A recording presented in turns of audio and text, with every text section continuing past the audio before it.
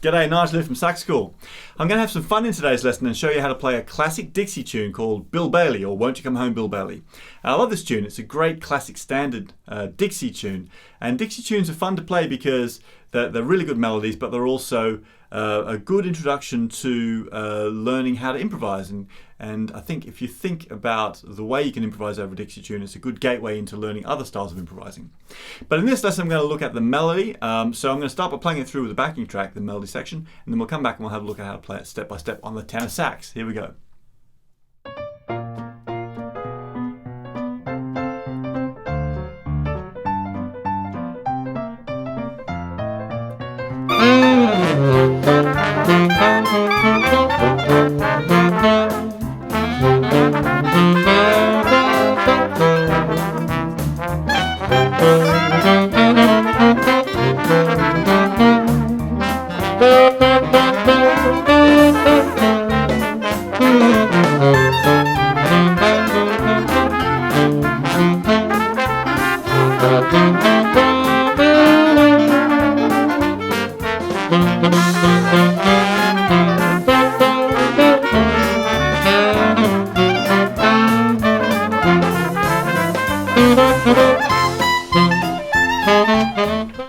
Okay, so it's a cool tune, I'm sure you know it. In this lesson we're going to learn it on the tenor sax in the key of G major. So that means we've got F sharps all the way through.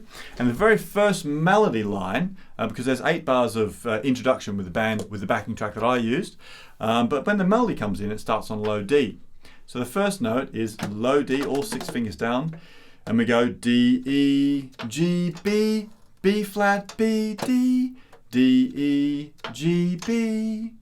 So for the B flat, I'm using my first finger and I'm going down to the B flat on that B flat key. But I could do 2 fingers and the side key like that. Okay? I just find it a little bit easier to go like this in this instance. So one more time.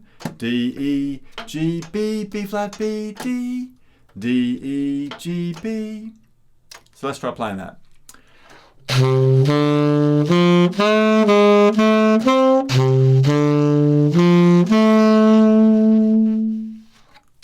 Pretty simple. I like doing the first finger B to B flat. It just seems to me to be the easiest way to do it, particularly when you get a bit faster.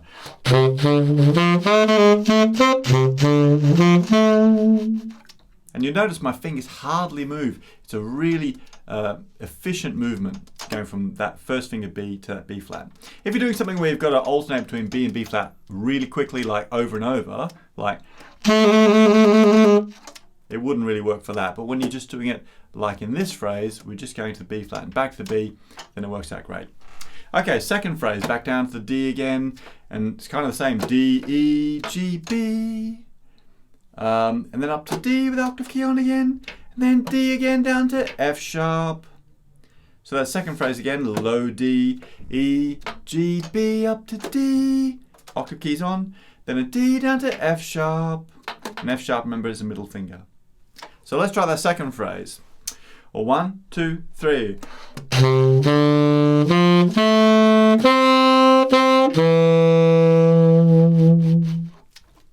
So let's do those 2 phrases together. Here we go. Or 1, 2, 1, 2, 3.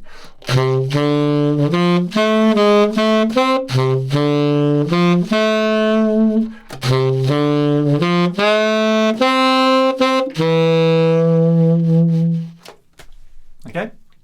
Right, the next phrase starts on low D again. This time we go D, F sharp, A, C, B, C up to D. That D seems really high today. So again, D, F sharp, A, C, B, C up to D with the octave key on. Then back down to low D, F sharp, A up to C.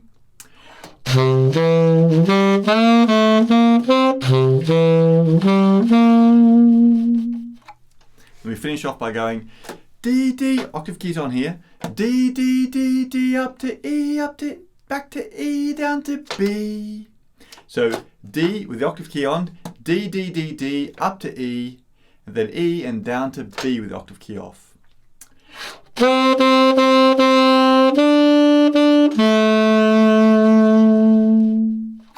Okay, So that's the first half of the tune. Let's do all of that together. So what's that like? Four phrases. So starting on low D, let's join them all together. Ready? 1, 2, 1, 2, 3.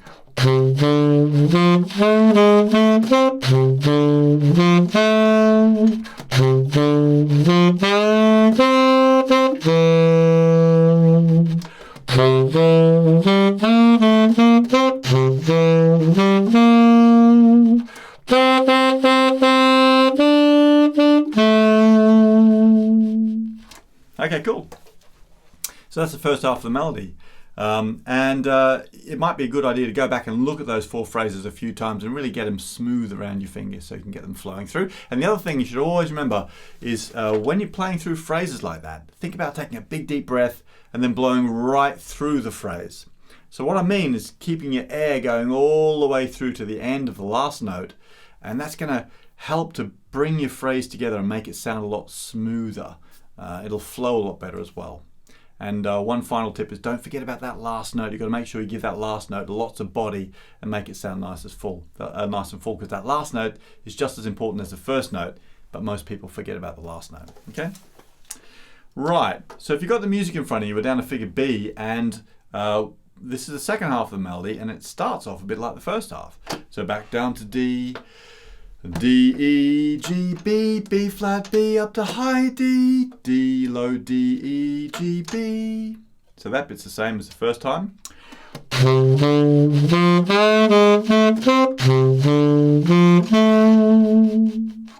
The next phrase is a bit different. We start on low D, D, D, D, G, B, D.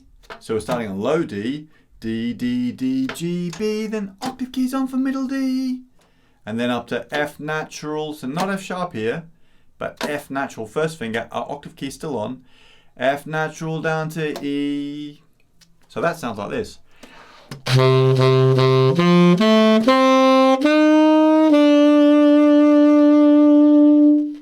So let's join those 2 phrases together. So that's the first phrase in the middle, or figure B in your music, and then going on to the second phrase. So 1, 2, 3.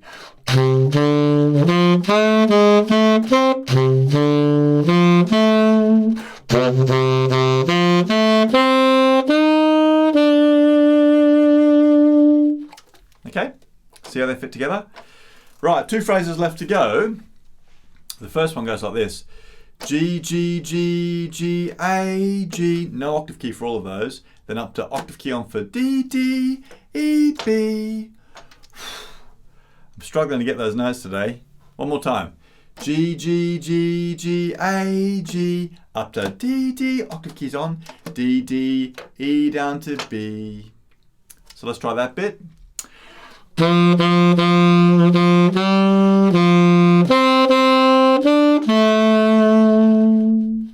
And the last phrase goes B, B, down, or B, B, A, G sharp, A. So remember G sharp is our G fingers and the little key over there. B, B, A, G sharp, A, up to C, down to B, down to G.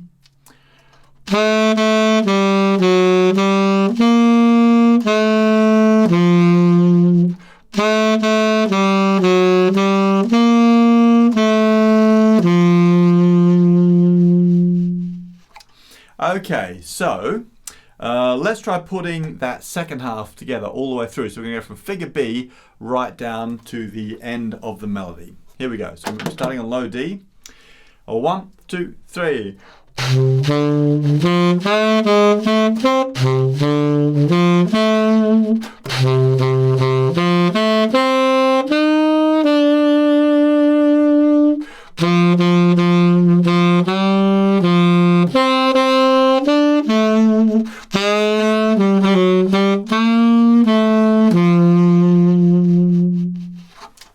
Okay, so that's the whole melody. Now, the magic about Dixie tunes really is when you start to make it your own. You start to stylize it a little bit, get into that Dixie sound. And there's lots of different things that make it sound Dixie. But with regards to melody, I guess the most important thing is that Dixie music is very rhythmical. So you'll notice if you listen to lots of Dixie players, they tend to change up the melody by making it a bit more rhythmical. And use that same thing actually when you're getting onto improvising, which we'll look at in another lesson. But I'll give you an example of what I mean. So the main part of the melody, the first phrase, sounds like this.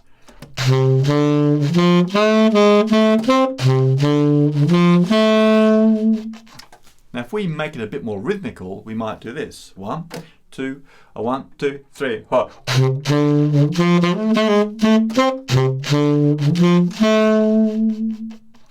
So I just gave it a little bit of an extra bounce by putting a bit of a different rhythm in there, making some of the notes short, making it sound a bit more energetic and bouncy. If you think about it as like dancing music, it makes it easier.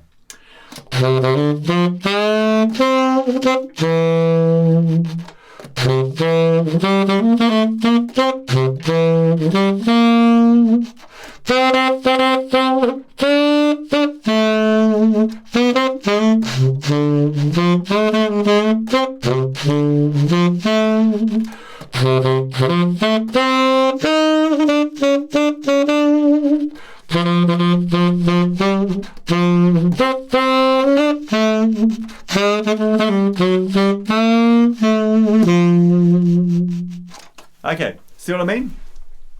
Have some fun playing around with that and see if you can get a bit of a bounce and a bit of rhythm into the melody when you're playing it. So remember, when I'm showing you melodies, generally I'm showing you in a very simple, easy to learn format, and that's kind of like the backbone, the skeleton of the melody. And from there, you can take it and mix it up a little bit and add things like rhythm, bit of articulation as well, just to give it a bit of bounce and make it a bit more personal. So I hope you enjoyed working through this lesson. Don't forget you can go over to Sax School and check out the full lesson on this tune, where I'm going to talk about how you can get started improvising over it, give you a few tips how you can start to get that Dixie sound in improvising, and also which notes to choose. So that's over at McGillmusic.com, and there's hundreds of other lessons you can have a look at in there. If you enjoyed this lesson and you're watching on YouTube, please do subscribe to the channel. There's loads and loads of other great lessons on my YouTube channel that I know you're going to enjoy working through. So if you subscribe, you'll know when there's new things coming up, which is happening all the time. And one last thing is, please, please, please, would you leave me a comment and let me know what you think? Because I'd love to hear if you loved it. If you hated it, let me know too. But if you found it useful, let me know. And also let me know in a comment about what other things you'd like to learn, because that really helps me when I'm choosing new lessons to put on my YouTube channel. So subscribe, leave me a comment, keep practicing hard. I'll see you next time.